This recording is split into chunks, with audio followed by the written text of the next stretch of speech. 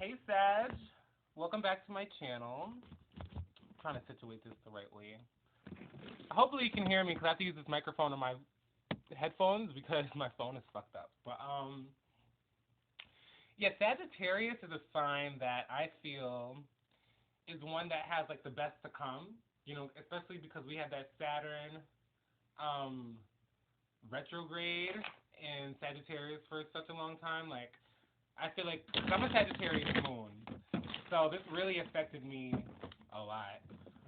Emotionally, like, just like since Saturn went back and become a Capricorn sun and a Sagittarius moon, so, like, this shit has been like a double whammy, right? But I immediately felt like once Saturn left Sagittarius, it was just like, and even like the events that followed, like, in my life, like, it's just so many completions. You know, and it's been getting better and better and better and better, especially emotionally. Because, like I said, I'm a Sagittarius moon. But yeah, like now that Sagittarius is free, you know, we've kind of like learned what we needed to learn in order to set ourselves free, which has basically been the point. Because Sagittarius, the sign is all about freedom, right? So Saturn is going to teach us all the best ways to be free. That's why so many of us were probably like, you know, whether it be because I know I was homeless, I was just bouncing around from place to place to place to place to place. I was a gypsy tarot card reader for a good 4 or 5 months. So that was a journey for sure. But anyway, I think I'm gonna do a general reading for Sagittarius because I'm honestly curious. I don't really care too much about love right now. That's not really my focus, at least for me. So I might be being a little selfish here. But yeah, so let's see what I'm gonna do a 5-card spread, 6-card. The bottom card is the overall energy, and just see what is going on for Sagittarius this July. First card came out in reverse.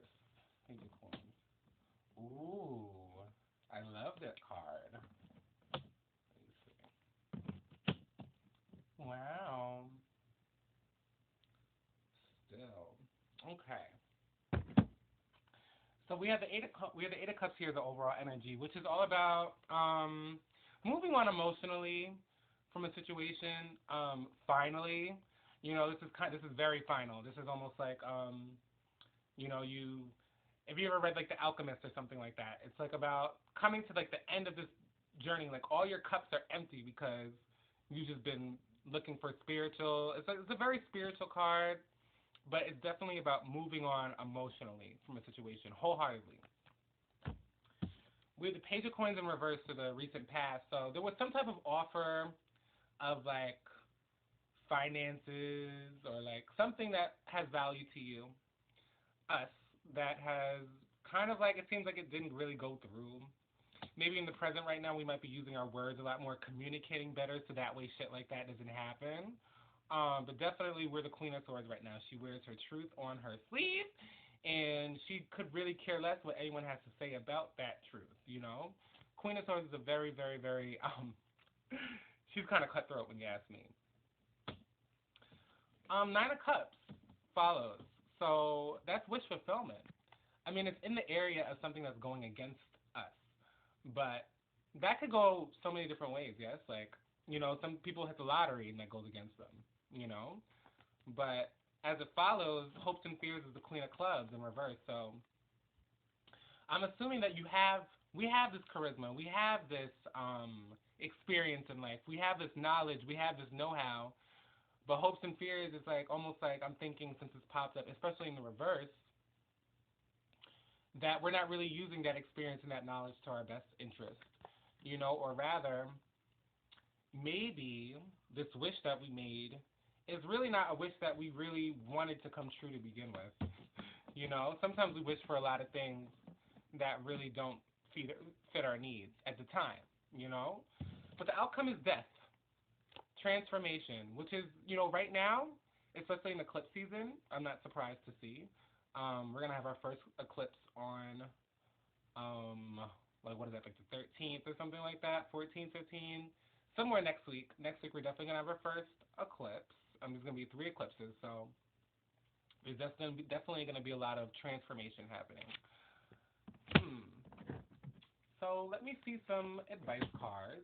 Page of Swords right underneath that. We might have heard some bad news that kind of like made us, have to rethink some things, move on emotionally, right? Sag.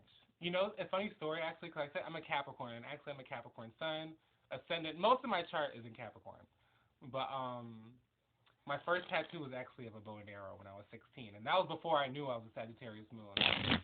So I guess I've always felt more connected to like Sages or like the Sag thing, maybe. Well, these are good cards. The King of Swords came out first, so I'm thinking that King of Swords is definitely not as cutthroat as the Queen of Swords is, at least not in the same way. She'll say whatever she has to say in order to, she doesn't hold her tongue. The King of Swords, it's not that he holds his tongue, but he's more choosy about how he'll say things. Like a lawyer. He's kind of like the lawyer of the tarot deck. After that comes the World, so I'm guessing words play a big part in giving you what you need. And obviously there's somebody here that's willing to give it to us because we have the Six of Coins following that. So yes, Sag, that is our July general reading.